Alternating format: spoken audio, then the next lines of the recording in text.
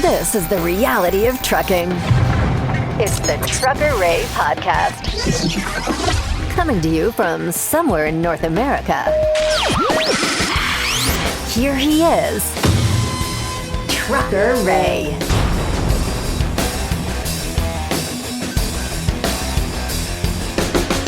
Well, hello, friends. It is Trucker Ray, and welcome to the Trucker Ray Podcast. Coming to you this time from, well, right now anyway, from Yakima, Washington. I'm over at the Sela Creek Rest Area. One of my favorite places to go to. Beautiful view here. Just a very, very windy day today. Crazy wind today.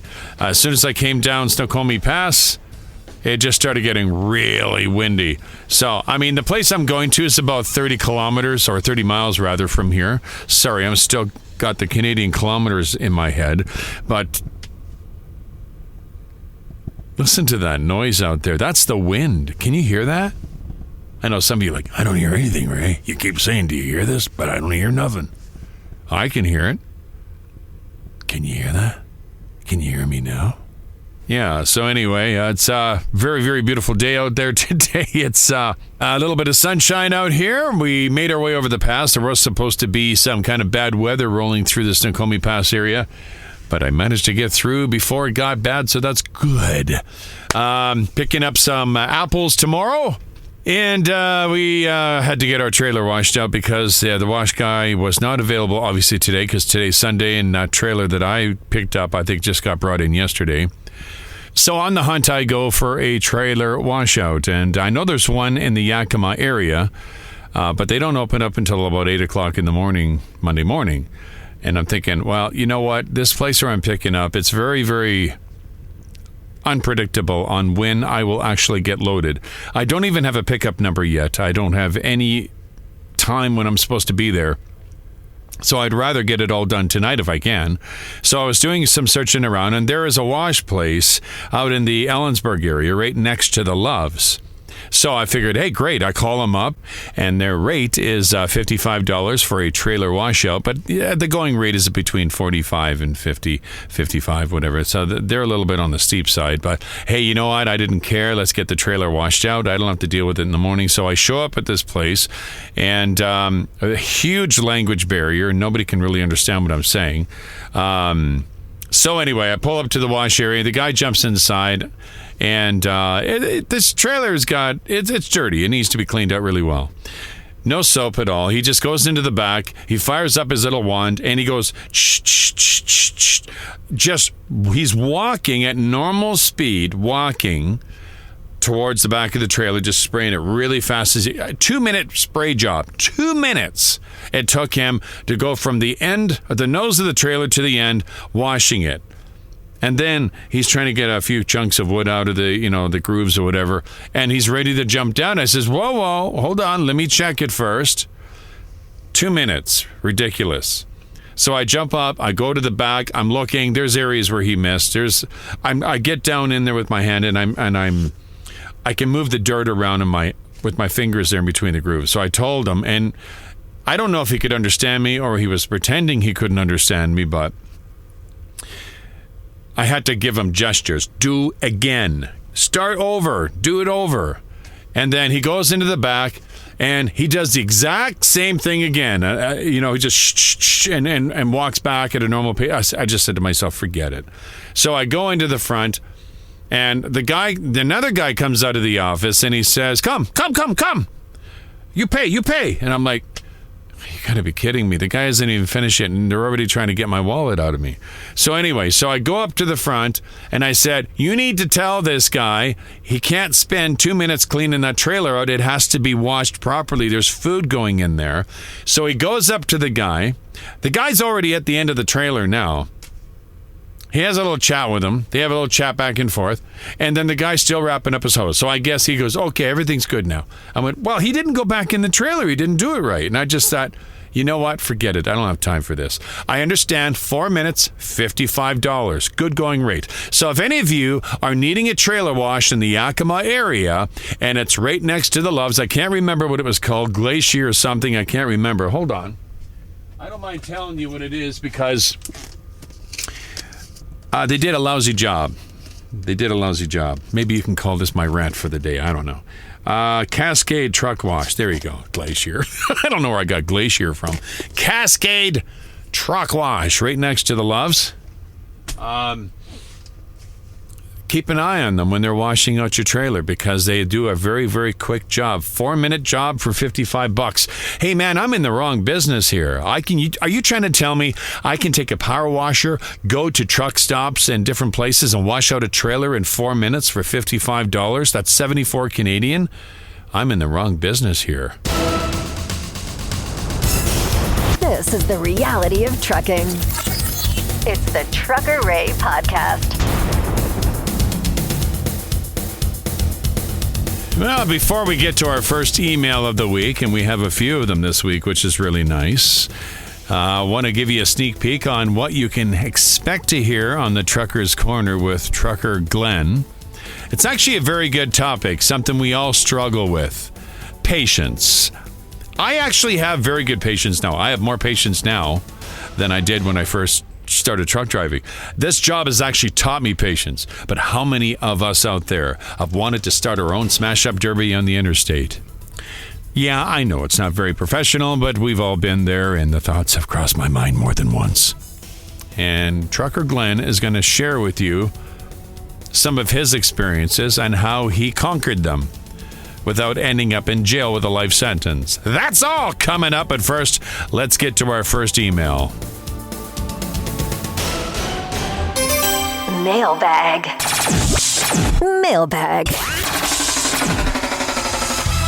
Well, we've got two different emails from two different Davids this week. The first one here is from David French. I hope he doesn't mind me mentioning his whole name, but there could be a lot of David Frenches out there. He says, I really like your new podcast. It sounds really good. Also, you've mentioned reefer noise several times in videos and your second podcast, but I don't hear the noise. Either that or it just registers as background white noise. Well, the thing is, if you're listening to this podcast on a stereo system that has no bass to it, or on your phone, or on just on your laptop, you're not going to hear the reefer noise. If you listen to the podcast on a good sound system with a subwoofer, you will hear it. Trust me. So that's why I mentioned that, because when I'm recording this, I can see the levels going through the roof when there is reefer noise. So you just don't hear it because you're not listening to it on a system that has a lot of bass response, if you know what I mean. So anyway, David also says, I have a question for you. Maybe you can address this on a future podcast. Can you define some of the locations and products that are specific to reefer drivers? For example, what is a cooler, etc. Also, since I have so much time on my hands with my injury, if you would have some time when picking up in Maricopa, I'd love to meet up with you. You know what, David? Maybe we can make that happen. But let's get to your question here, all right? So you're asking me to define some of the locations and products that are specific to reefer drivers. Well, I would say anything that's really food. Most of the stuff that we bring up to Canada is produce. So a lot of that's reefer. You're also going to be dealing with frozen products. That is also a reefer product that is obviously going to be at a temperature of a lot of the time it's minus 10 or minus 20. A lot of the time, what we bring up, like the apples we bring into Mexico, that's all a reefer product. So I would say anything that needs to be cooled, like food, hospital supplies, basically anything that has to be refrigerated in the store that you see, we bring up in a reefer. And a cooler, more or less, is a big warehouse that's set to whatever temperature that is specific for that product. Whether if it's frozen meat, then that is awfully very cool in that cooler. I've been in coolers where it's been minus 10, minus 15 Fahrenheit, and it's chilly. You need to wear a sweater in there or you'll freeze. And there's other coolers that we go to that we just pick up our produce. That just keeps the temperatures of the product that we're bringing back down. Like a lot of the produce, we'll set the reefer to about maybe 34 or sometimes 32 or even 45.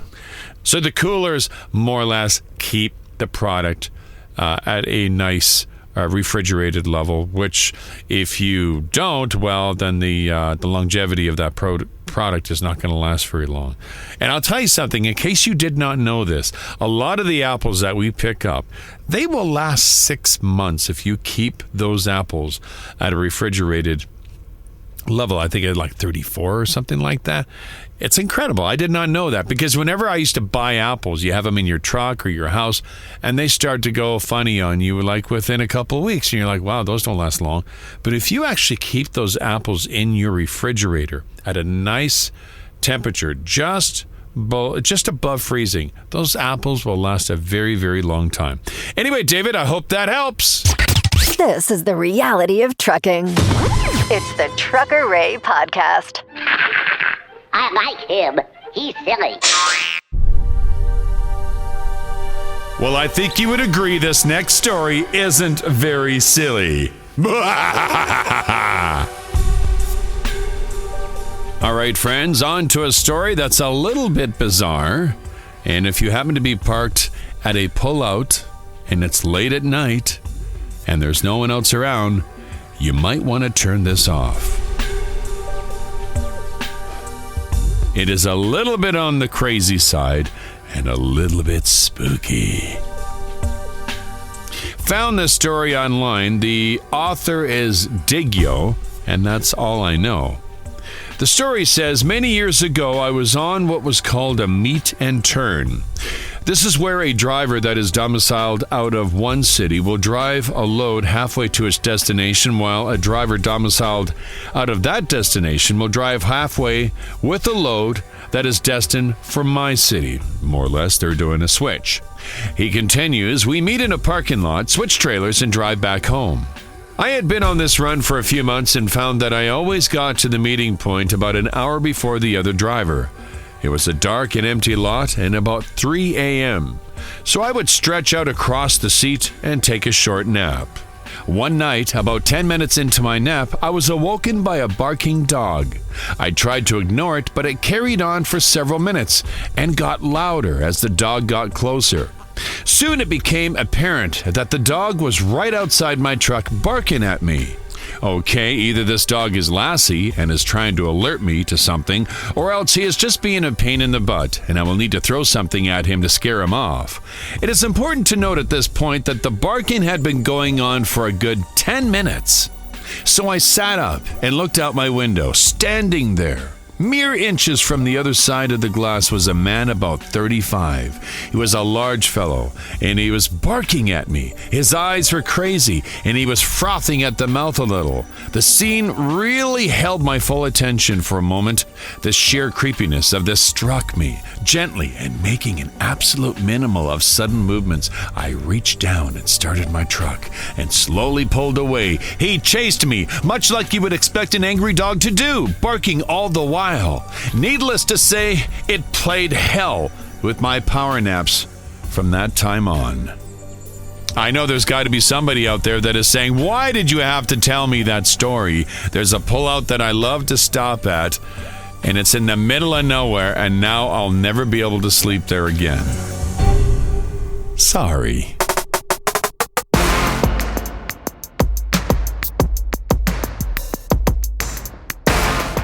Well, friends, I want to touch on a subject that's very important to a lot of drivers out there, and that is Wi-Fi connections at truck stops. If you're staying at a hotel, some rest areas even have Wi-Fi connections, and a lot of drivers that park at places like McDonald's or any place that really offers a Wi-Fi connection. Do you really know how secure that connection is? Especially the ones at the truck stops. And I'll share with you a story that happened, I think it was not last year, but the year before that happened to me personally, which goes to show that none of these places that you go to are very secure whatsoever. And a lot of people nowadays have their credit card information on their phones and on their computers, and it doesn't take much for someone to hack into your phone or your computer to take that very important information and create another ID or even buy stuff in your name, and before you know it, your life now has taken a turn for the worst, all because of somebody who stole your identification. Well, I found this article online at a website called keepersecurity.com. I guess they share with you and show you how you can keep your Wi-Fi connections even more secure.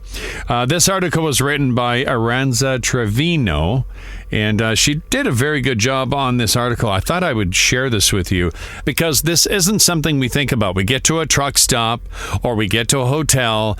What's the first things that we really do? Well, we unpack our stuff or we park our truck. We're ready to settle down for the rest of the evening. And the first thing that gets turned on is either our phone or our laptop. And right away, we're looking to connect to the Wi-Fi connection to see how good of a connection we have. Now, I've done a little bit of editing to this story, so it will relate to you and I as a driver.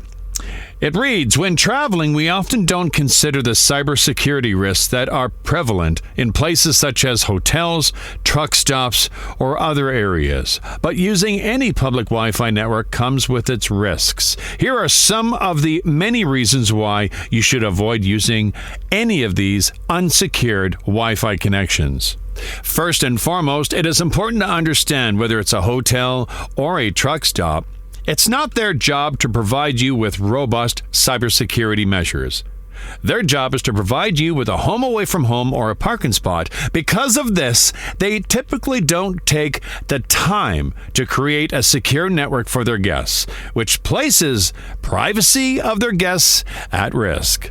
You see, anyone can sit in the lobby of a hotel or sit in the parking lot of a truck stop. It's public access with no security controls, so anyone in or near can access the network and monitor the traffic. This means if you connect your device to that Wi-Fi connection, you're giving the public direct access to it, posing a threat to your personal information and data. I know, it doesn't sound very encouraging, does it? Especially when a lot of us depend on getting online to say hello to our family members. So how can we fix this? How can we make this more secure? Well, we'll find out soon here. A man in the middle, they call a MITM attack, is a cyber attack where a cyber criminal intercepts data being sent between two businesses or people. During this type of attack, cyber criminals act as middlemen between the person who sends the information and the person who receives it. This type of an attack is especially common when utilizing public Wi-Fi, such as Wi-Fi in hotels, truck stops, etc. And it's often unsecured and anyone can sign on to it. This part here is a little bit on the scary side. Malware. You guys have all heard of malware software. It's used by cyber criminals that intentionally disrupts a device so that the cyber criminals can gain access to it. Malware is common when on an unsecured network, since cyber criminals can easily infect devices when they're connected to the same Wi-Fi as the potential victims. Router hacking is when cyber criminals take control of a router in order to exploit vulnerabilities and gain access to sensitive information. Router hacking can pose a threat to anyone on the Wi-Fi connection since it allows cyber criminals to gain unauthorized access to their information. Now, you have to admit that a lot of the employees at these truck stops or the hotels or the McDonald's probably use the same Wi-Fi connection, which opens them up to the same risks. Although it's best to avoid using these Wi-Fi connections, sometimes there's no other choice but to use it. Here are some security measures you can implement to keep yourself safe. All right, first on our list is a virtual private network, which is a VPN. This will allow you to have a secure connection to any Wi-Fi. It disguises your device's location and protects sensitive data by hiding it behind dummy information, which means you can be in Los Angeles, California, and the hacker might see you as being in New York. Another way to keep yourself safe when using any Wi-Fi connection, it is important that you verify every URL before clicking on them. I think that's obvious, especially if you receive a link from a suspicious email or text, otherwise known as phishing, and not like fishing out there in the sea, phishing. Phishing is a social engineering attack that aims to convince the victim into revealing sensitive information. Phishing attacks often disguise themselves as emails and text messages from trusted sources. The emails and messages oftentimes contain links that can trigger a malware infection, ultimately leading to your sensitive data being stolen. like credit card information. That comes to mind, and that's the last thing as drivers that we need for something like that to happen while we're on the road and just create more chaos when we're trying to keep our minds on what we're doing out there. Another way to protect yourself is MFA. I use an MFA app. You can get them on the App Store. They are a multi-factor authentication app. These are various forms of authentication methods that can verify your identity before allowing you to log on to your accounts. Using MFA is extremely beneficial because it ensures that no one can access your accounts until they verify that they are who they say they are. I know it sounds technical, and some might say, well, I'm not very computer savvy. They're very easy to use, trust me. And without going through this entire article, I can basically tell you that what's other ways we can do to stay safe? Use strong and unique passwords for your accounts. Avoid logging into sensitive accounts while using a public Wi-Fi connection. And of course, if you have one, install and enable a firewall. Now, the reason why I'm sharing this with you is because something like this happened to me not that long ago. Well, it didn't actually happen to me. It happened to a coworker who lent me their Wi-Fi password, login and password for a Flying J. Now, I can't remember exactly where I was, but I was out there somewhere close to the East Coast. And, I decided, because I had a video that I needed to upload, and he says, hey, you can use this if you like, and I thought that was very generous. So I used his username and password. I logged into the Flying J. Turned out that the Wi-Fi connection was absolutely useless, so I never ended up using it, and I just kind of shut everything down and said, forget it. And I didn't think much of it until I heard from my coworker a few days later. I guess I don't know if he was suspicious that I was trying this or what, but he said, you know what, someone tried to log into my Netflix account. And I'm like, well, it wasn't me because I don't watch Netflix. Turned out that he had the same username and password, not only for his Wi-Fi connection, but he had it the same one for his Flying J and who knows how many other accounts. So what happened? Someone had hacked the Flying J Wi-Fi, picked up a password and a username, just happened to be the one that I was using, and decided to try it on Netflix to see if it would work. And by golly, it did work. So I guess he got notified that someone else was logging into his Netflix, and of course he changed everything, and now he has individual usernames and passwords for all his devices, or should I say all his logins, which is a good idea. And a lesson to all of us not to use one username or one password for many different logins. It can be very, very dangerous. Well, friends, I hope you found this article to be informative and educational. Don't be the next victim of a hacker. Make them earn their money like you do. This is the reality of trucking. Which way did he go, George? Which way did he go? It's the Trucker Ray Podcast. Mailbag. Mailbag. Yeah, it's time to check out another email. This one is from Randy, and he writes, sorry it took a while to finally send you an email. My name is Randy. I found you on YouTube around 4 years ago. When I found you, I was driving for a company for 23 years. Listening to your videos gave me strength, and I got to learn more about our Heavenly Father. I'd love to hear emails like this. When you told your story on how you lost your daughter, Chelsea, I was amazed at your strength. I can't imagine the pain you must have felt and still are feeling. I know it was your faith in the Lord that got you through that. Oh, you got that right, my friend. And it is continuing to get you through it this present day.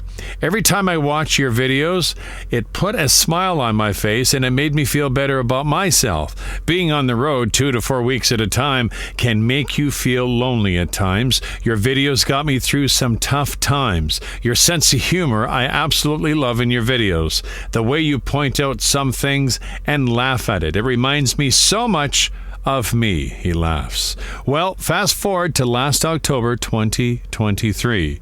I was going on my 26th year with my then current company. After a lot of hard work and trying and a lot of blood, sweat, and tears, the Lord blessed me with a position to drive for Walmart. I can say, Ray, this job has been fantastic. I'm no longer depressed or feel bogged down. It's been amazing. I have the Lord to thank for this, my wife, and also also, I have to thank you, Ray. Yes, you. You see, your videos have touched so many people, including me.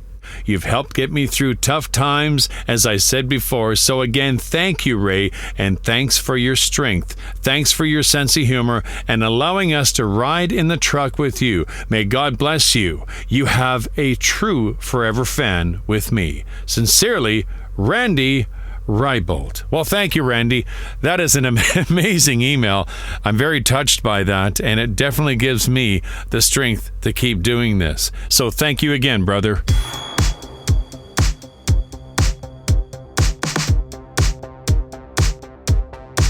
Well, I'll tell you something. I sure love those emails. Those are very encouraging.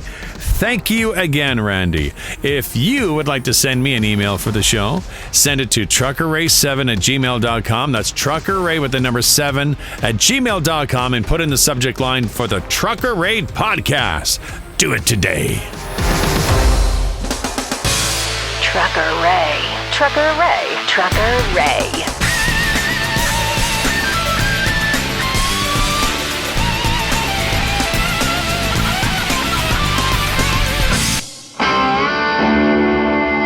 Rant or rave.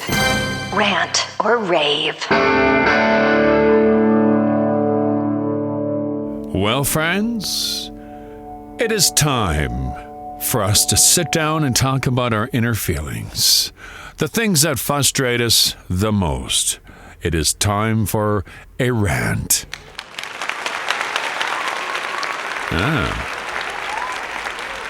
Sure got a lot of negative Nellies out there. Now, I do promise to follow this up with a rave, but let's get to the rant first. About a year ago, a coworker introduced me to a really great flavored carbonated water. Now, I used to drink flavored water until I realized the aspartame was just doing a complete number on my throat. So I decided to go with a carbonated water, just flavored, nothing else in it. But I couldn't really find a flavor that I really liked. And as I said, a coworker said, hey, you know what? These guys over here, this store over here sells really good flavored carbonated water. Here, check it out. And he actually gave me one. And I'm like, wow, this stuff's really good. So I buy that every time I get into Langley. And I stock up on it, sometimes 3 dozen of them, because I drink them with my meals. And it's really nice. There's really nothing in it, so it's not doing you any harm. And as a matter of fact, you're getting a whole lot more water in your diet when you are drinking carbonated water, because it's just carbonated water. So here I am down here in Yuma, and I'm realizing that I'm just about out of this stuff. So I find out that I got to Yuma a little too soon. My load is not to be delivered till the next day. So I got some time on my hands. So I figured, hey, this is a great opportunity. My dispatch says, hey, go ahead, drop your trailer and go do whatever you need to do. And then, of course, make your way back and go from there and do your delivery tomorrow. So I decide to go to the Walmart in town, and the reason why I'm mentioning the name is because, well, if I say major shopping chain, I think you'll all figure it out anyway. And it's not just Walmart, it's all these different chains are all the same now. So I go into the Walmart and I'm looking through the aisles that has the sparkling water, etc. And I can't seem to find a 12-pack of carbonated water anywhere. Everything is flavored. Everything is sweetened, and it's all got aspartame in there. And I'm like, I can't drink any of this stuff because I know what that aspartame does to my throat. It'll make it sound like there's a frog back there constantly. So I'm looking, and finally I find something I'm familiar with, Buble. You guys probably know this stuff. And I'm like, okay, well, it's better than nothing. I'm not a huge fan of the Buble carbonated water because it doesn't quite have the flavor, the richness of the flavor that I like that this other stuff has that you can get in Canada. And I'm taking a closer look at this box, and it's an 8-pack of cans. I'm like, an 8-pack? Where's the 12s? I don't want an 8-pack. That isn't going to last me very long. I know it's only an extra 4 cans if you get a 12, but it all adds up. And I'm looking at the price, and I'm like, well, that's the same price as we pay in Canada, Canadian, for a 12-pack. I'm not going to pay that for an 8-pack. So I'm looking around and there's nothing. So I figured, okay, you know what? I'm just going to go to a different store. So I went to a different Walmart about 10 miles away. Same thing. They all carry the same thing. So for an 8-pack of this buble, it's like $4.60 American. When you can go into Canada and buy a 12-pack of this carbonated water, that's actually better than the buble for $4.50 Canadian. So if I was to spend $4.60 American on this, that's almost like $6 for 8 cans. And I'm just like, you got to be kidding me. So I just chose not to. I figured I'll just drink water. I have lots of water in the truck. I was a little bit disappointed with that I just couldn't find what I was looking for. But while I'm in the store, and like I said before, it's not just Walmart. It's all these places down, and there's a couple places I've been to. I've been to Ridley's, and I've been to other places in the U.S. Predominantly, we a lot of us drivers have a tendency of stopping at Walmart because there is more opportunity to pull in there with a rig and a trailer, either in behind the store, or sometimes there's a Walmart near a truck stop, like the one in Mountain Home out in Idaho. So you can just go across the overpass and there's the Walmart right there. Drop your trailer, go do your shopping, bobtail over and come back. I am really, really surprised on how expensive it is now to buy anything in the U.S. I remember back in the day, before I even started driving, I would drive over from Abbotsford to Sumas. Or if I was in White Rock, I would drive from White Rock over into Blaine. Or there was a time I was living in Ladner and I would go over to Point Roberts and we would buy milk, cheese, and some other food. Or go down into Bellingham and stock up on food and come back. Get a great deal. My friends, it's not like that anymore. It is actually more expensive to buy food in the U.S. than it is in Canada. I'm absolutely shocked by it. Like what did I buy? I was in the Walmart and I bought $20 worth of items, and it wasn't very much. And then I went back to my truck and I looked at the exchange. Excuse me, it sends me a little text and it shares with me what I just spent converted into Canadian, $32. I'm like, $12 extra for the exchange when I could have bought all that same stuff for half the price in Canada. And I just thought, you know what? I'm not doing this anymore. I'm not buying food or anything in the U.S. anymore. It's just too expensive. It just upsets me a little bit because it is hard enough as it is for us as drivers to get the things that we need out there on the road, because some of us have the microwave, we have the skillets, we have a freezer in our truck, and a lot of other drivers simply rely on fast food takeout, which is not recommended. It's not healthy for one thing, and it's very expensive.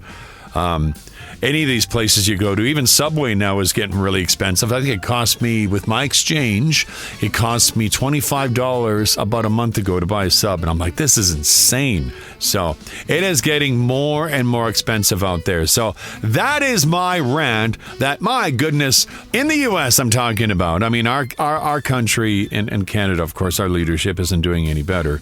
But you can just clearly see that the administration that's running the U.S. is doing a bang-up job. Wouldn't you say? Oh, yes. I don't think I remember the prices this high 4 years ago. So, let's hope for bigger and better things when the election comes around in November.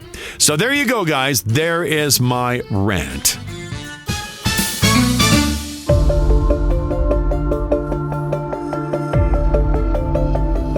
Well, friends, are we having fun yet? Well, I hope you're enjoying the podcast. As promised, I wanted to follow up my rant with a rave, and the rave this week is all about you guys. That's right, my listeners. I wanted to rave about how amazing my listeners are. The comments I've been receiving, the reviews I have been receiving regarding the podcast. And a lot of you have mentioned as well, hey, it'd be nice to have some of these videos back out again. And then some of you are saying, well, you know what, you're burning yourself out and just stick to one thing. I got it covered, don't worry. I mean, honestly, if I feel like I'm burnt out, I know better to stop doing something. And I really enjoy doing this podcast, and I still enjoy putting out the Bible breaks. As for the longer videos on my YouTube channel, maybe about a couple weeks down the road, I'll just feel inspired to record something. I really don't want people to worry too much about me. There's one thing that I'm very blessed with. I know I can actually feel it ahead of time when I know things are getting really rough. If any of you have been following my progress over my trucking career and through the tragedies that have happened, God has given me a lot of strength to get over a lot of these issues that I've been dealing with. And I do know better to back off if I need to. So again, I hope I'm not sounding facetious or I'm not sounding disrespectful to anybody. I'm actually just trying to add a little bit of humor to this. I am fine. But on to the rave, and that is, you guys are amazing. You really are. One comment I received from a good friend of mine in Calgary, John. He said he listened to the video, or listened to the podcast rather, and I thought it was going to be a negative review. He says, well, I listened to the first 4 minutes and I stopped. I'm like, oh boy, here we go. And he says, I can't remember exactly word from word what he said, but he more or less said that you should have like 10 million listeners listening to you. You should be on radio. And he says, and he started naming off networks over on the West Coast that I should be applying for. And that is a real compliment. And I do appreciate that. And again, this is a love that I've had for many years, being behind the mic. And that is really my true calling. And if I could do this with ministry or do this full-time serving God, that would be incredible. Hey, for those of you out there that pray that might happen one day. You just never know. I would absolutely love that. So again, I want to thank all my listeners out there. You guys are just amazing. I've got the best viewers and the best listeners out there on the internet. This one's for you, and I'm giving you a thumbs up. I don't know how you's done it, but I know you's done it! This is the reality of trucking. Ooh, thank you. It's the Trucker Ray Podcast.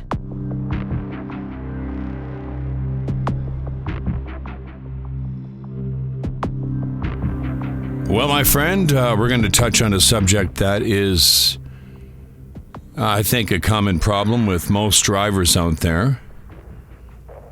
And that is when all of a sudden tiredness hits you when you weren't expecting it.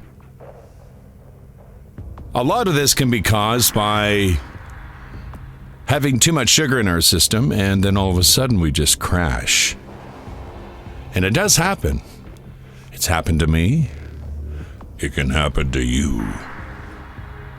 So I would like to share with you some of the things that I do to stay awake when this happens, because there isn't always an option to pull over on the side of the road.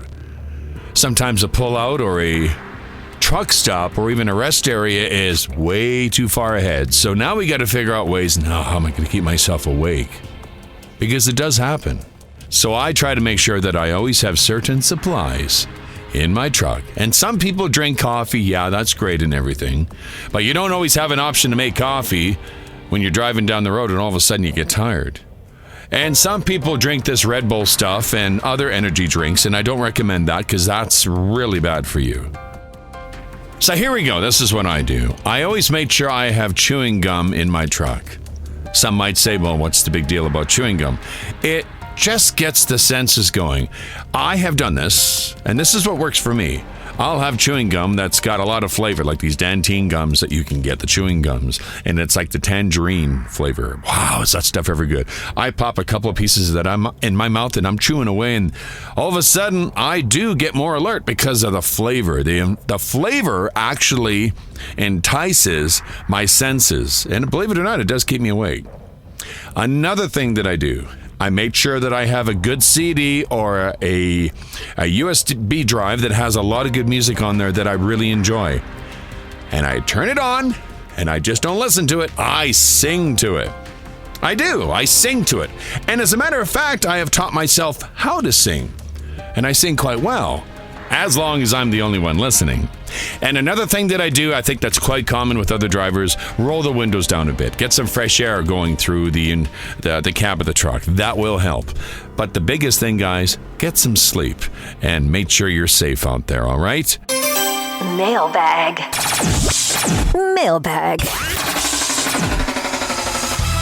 Oh, yes, friends. I think we'll quickly look back into our mailbag here and shoot off one more email before we get to the big guy himself, Trucker Glen.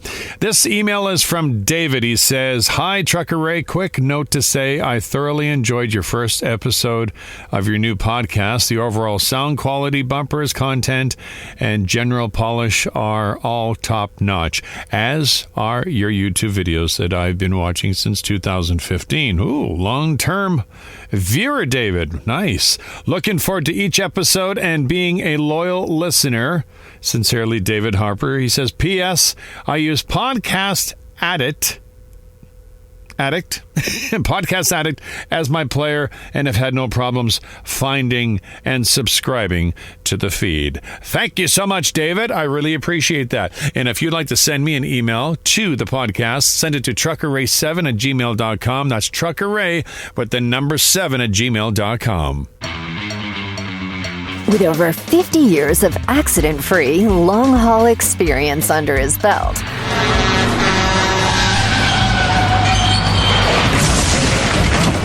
plus an extra 20 pounds. This is Trucker's Corner with Trucker Glen.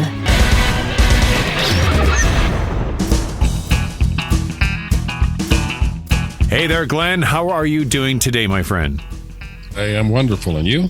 Not too bad. We're down in Yuma, and we're kind of sweating it out here, but it's probably a lot nicer where I'm at than you are. Yes, there's still snow on the mountains, and it's in the morning when I get up to go to work, it's pretty close to the freezing mark. Really? Oh, okay. Well, Yeah. I guess I'm pretty lucky down here. So what have you got for us today, my friend? Okay, we got an email from Cameron from Glendale, Colorado, and I'm just going to read the email. "Hello, Glenn. I deal with a lot of aggressive drivers on the road, four-wheelers and truck drivers, and I struggle with patience, and I was wondering how you dealt with it during your trucking years. Thank you, and I appreciate your response." And you know, this is a problem that's unfortunately getting worse because of the fast-paced society we live in. Mm-hmm. And, you know, the more miles you make, the more money you make, with the drivers anyways. But the public's perception of the truck driver today is so different from yesterday when I was trucking, because we were considered the white knights on the road. We would stop and help people, or, you know, we'd help them through bad weather. And now it's just like everybody's out on their own and doing their own thing. And you know, the perception is you got to get out of the way of those trucks because they'll run you over. And it's really sad. And, you know, I don't mean to sound like a broken record, but I really like to push the professionalism here, because safety should be our top priority. You know, when these things happen, we got to keep our cool, and you know, we gotta sometimes let it go if somebody really upsets us, because it can turn into a really bad tragedy. I'll give you an example. I was on, I think it was I-80, somewhere mid-state, and I came up on this truck, and he was doing about 40 miles an hour, so I pulled out in the fast lane to pass, and he started to speed up, and then he started pacing me. And I'm thinking, well, maybe he was a little sleepy, and I woke him up when I was going by him. So I got back in behind him because he was going faster than the speed limit. He slowed back down to 40 miles an hour. Well, this happened 3 or 4 times. Now I'm upset. And my first reaction was, I'm going to run this guy off the road. And I thought better of it. But on the back of his trailer was this great big sign. You know, these signs, they say, we have the awards for the best drivers and the best company and blah, blah. And they got this great big old 1-800 number on there. So I called the company and explained what was happening. I got through to the safety department, and they were quite interested. And they said, "Do you have the license plate of the truck?" And I said, "Yes, I do." So she said, "Can you read it to me on the trailer number?" So I did. And she said, "Hang on a second, I'm going to find him on the GPS." So she said, "Okay, I've got him." She said, "You're in such and such mile marker." And I said, "Yes." So she said, pull out and pass him again. So I pulled out and passed him. She can actually see what he was doing? Oh, yeah. She could see him on their whatever electronic equipment that they had in their dispatch office. Okay.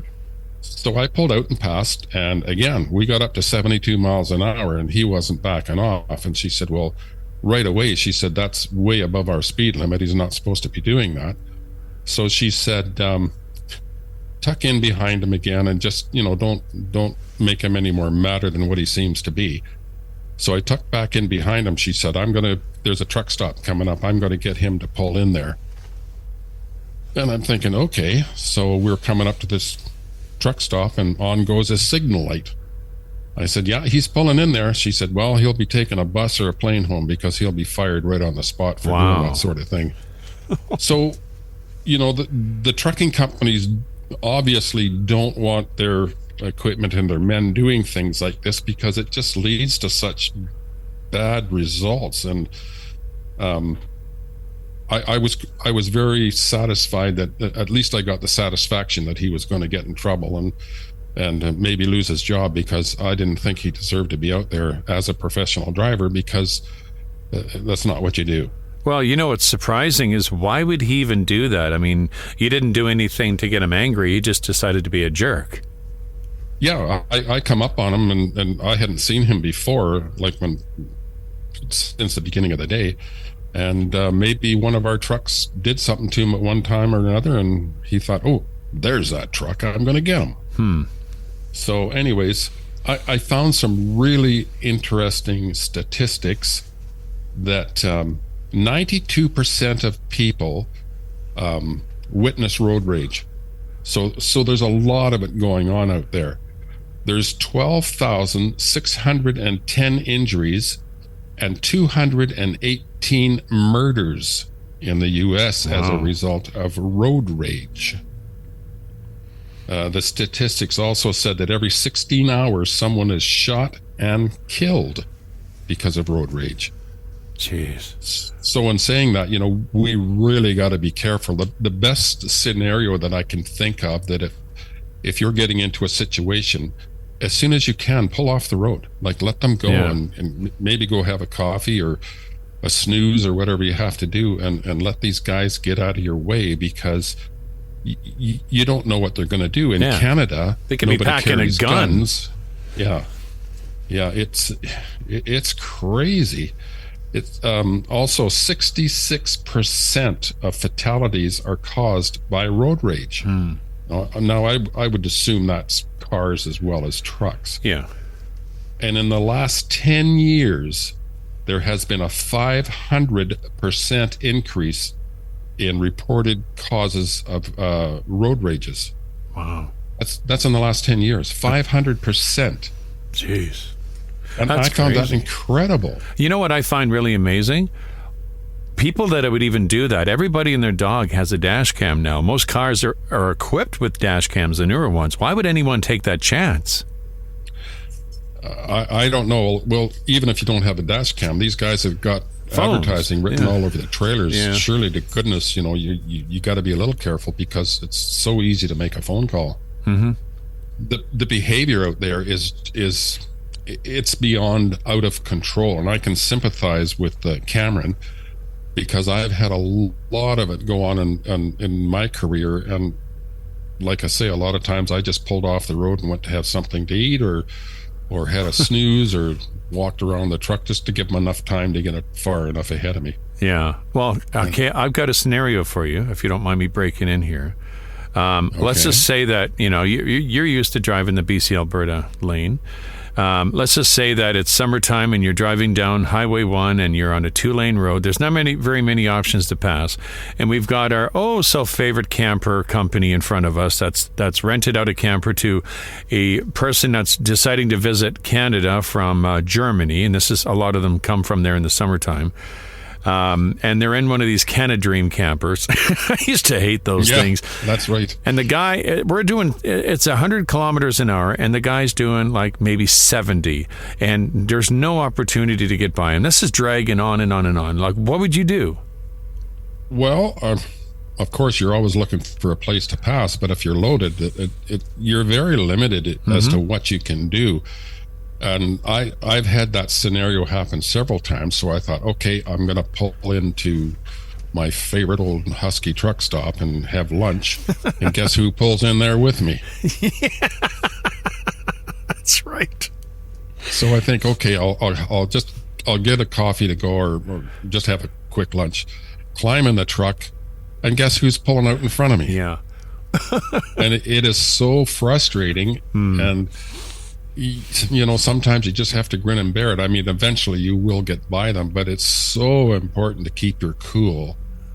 And like I said, I sympathize with Cameron because I know what he's going through. And we all go through that. Yeah. Yes. You know that road rage right now is a criminal offense. That covers, like, if you give somebody the finger, that's a criminal offense. I thought that was funny. That's crazy. Really? I can see something cutting somebody off or sideswiping them, or pushing them off into the ditch. That I get. Even if you yell obscenities or threats or the old number one hand gesture that everybody gives everybody else, that is a criminal offense. How is that a criminal offense? I don't get it. Oh, well, I guess they treat it as a threat. Is that creating distracted driving? Is that what they're saying? I don't know. I obviously was distracted when I was doing it. Well, there's a lot of criminals on the road because I get the bird every day. Yeah, that's right. But I thought that was really strange. Like, some of the things that they can charge you for, like, well, the guy gave me the finger and he scared me. Yeah. Who knows? I'm having nightmares now. Yeah, I'm having nightmares. Some of the behavior on the roads, and this goes for trucks as well as cars, passing another vehicle with less than a car length. 22% of people do that. Wow. Or speeding up to stop another vehicle from passing. How many? And we just talked about that. All the time. They don't want that big old truck to get by them because it'll slow them down, right? Or they can't see, right? Yeah. Another one is switching lanes quickly and closely behind another car. 26% of the people do that. Yeah. Merging into traffic when another vehicle tries to prevent it by closing the gap. He's not going to get in front, especially a truck. They don't want to let you in because, again, they think you're going to slow them down. Honking or rude hand gestures, 32%. Following too closely to prevent another vehicle from merging, and that's the same as the one we just mentioned. Yeah, 48%. Wow. I thought that was really incredible. So I think a lot of people are in too big of a hurry. They're too impatient, and you and I have seen drivers on the road that are from companies that are just small companies that don't have too many rules or regulations, and it's scary. Like, people can be. I'm surprised there's not more fatalities and major accidents because of road rage. Yeah. Tell you the one thing that gets on my nerves the most is when I see a car in front and the guy can't make up his mind how fast he wants to go because he's too busy playing with his phone. He'll either go fast, slow, and you can't get around him. And when you do try to get around him, like you said earlier, he'll speed up so you can't get around him. You're like, so how do I deal with that? You ask? I find a pull out and I pull over and I'm like, I'm taking my 30 now. Either that or I'm going to run over this guy because I can't stand it when someone messes with you on the road like that. I just can't stand it. It all depends on the state of mind you're in when you start your trip, like we talked about on our last episode. Yeah. And I can't stress enough, you've got to stay cool. The fellow that taught me to drive transport, his name's Ross McLeod, he always said to me, you have to babysit the public out there. You have to drive their vehicle because they're lost. They absolutely don't know what they're doing. And here's another one. You and I being fellow Canadians, get this: 92% of Canadians admit to committing road rage. 92%. I don't know if I'd admit to that. I don't either. I think I would just keep quiet. But yeah, it's getting worse and worse and worse. In my day, we hardly had that at all because everybody worked together with everybody else and stopped and helped each other. And it's just such a different world out there. I feel so bad for the commercial drivers because they have to go through so much of this. Yeah. And you know what? I think because of a lot of these companies are forcing the drivers, come on, we got to get that load there on time. Let's go, go, go, go, go. So the driver is trying to make up as much time as he can, and he's being held up by somebody who might be deliberately playing games with him, or you're stuck behind. Like right now, it is that time of the year where all the snowbirds up in the Arizona area, they're all coming, they're all going home, they're all going north. And so when they're heading up in November, we're stuck behind these campers constantly talking about learning patience. And now we got to deal with them all heading back again. So, and they're afraid to do the speed limit. They don't even do anywhere near the speed limit. They're just taking their time, enjoying the scenery. And you know what? Maybe we need to do that a little bit more. We need to just kind of enjoy the scenery, put the music on whenever we listen to, and just enjoy life a little bit. Because it's certainly not worth it. It's just not worth getting angry. My pet peeve is in the wintertime.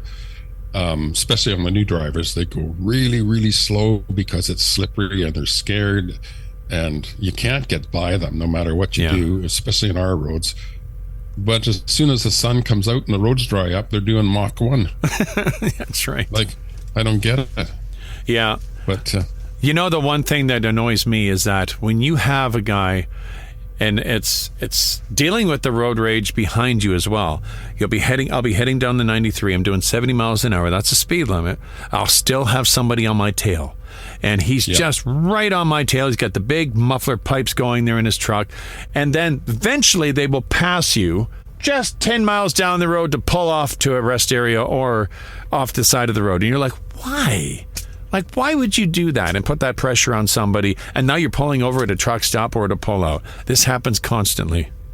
I was going through the Fraser Canyon one night. It was about 3 o'clock in the morning. And on the radio, that I'm assuming it was a truck behind me, he says, "Hey, buddy up there from such and such I won't say who I was with. Do you have a problem up there?" I said, "No, actually, things are going pretty good. Why?" He said, "Well, I'm in a hurry. Can you pull over to the shoulder so I can get by?" And I said, "Well, no." You don't know if there's going to be rocks that have slidden down, or maybe the road has slid away. I said, "No, I can't do that. I'm sorry. I'll try and do the best that I can so I don't slow you down too much." He said, "Well, you guys upset me, especially you guys that do the speed limit." And I said, "Well, can I make a suggestion?" And he said, "What's that?" And I said, "Why don't you leave a half an hour earlier on your trip, and then you won't have this problem." So he goes by me with telling me I'm number one with the one-fingered salute. Yeah. He no sooner gets in front of me, and he pulls into a truck stop. Yeah. And I said, "What are you doing?" He said, "Oh, my buddy's in there. I want to run with him." So this is the sort of thing you're putting up with. And very unprofessional, very like, what the canyon's like. Before we had the Coquihalla Highway, nice 4-lane highway, we had this 2-lane goat trail that was going through the mountains. And quite often there was a lot of big rocks right on the fog line on the side of the road. So you had to be really careful. So for somebody asked you to pull over and, and let them go by, I'm thinking, wow. Where? Yeah, really, where? Well, we got about 60 seconds there, Glenn. Anything you want to wrap that up? Any final thoughts? I would say, like, to drivers like Cameron and the rest of the guys out there, old or new, just keep your cool. I know it's hard to do. It was hard for me to do, but in the long run, keeping your cool and pulling over and stopping is better than an accident. Yeah, good advice. Absolutely. Yeah. Yeah, that's certainly, you want to get home alive too, right? You want to get home alive, and you want to get your load there in one piece. And it's just not worth letting someone, ruin your day like that. So thanks, Glenn. I appreciate your time. And thanks again to Cameron for sending us the email. And if you do want to get a question over to Trucker Glenn, you can send your emails to truckerray7@gmail.com, truckerray7@gmail.com, and put in the subject line Truckers Corner, and I'll get it over to Glenn. Thanks again, Glenn. Thank you, Ray.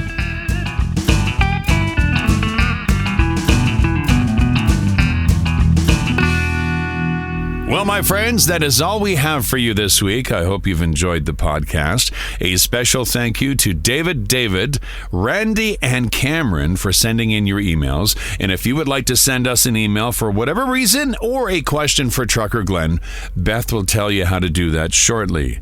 And this is very important as well. Whatever podcast platform you're listening to us on, be sure to leave a comment or a review. It helps other people find us.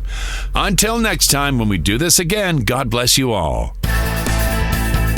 You've been listening to the Trucker Ray podcast. To contact Trucker Ray, send him an email to truckerray7@gmail.com. That's truckerray7@gmail.com. You can also check out his YouTube channel. Open YouTube in your browser and search Trucker Ray. It's that simple. Until next time, be safe out there.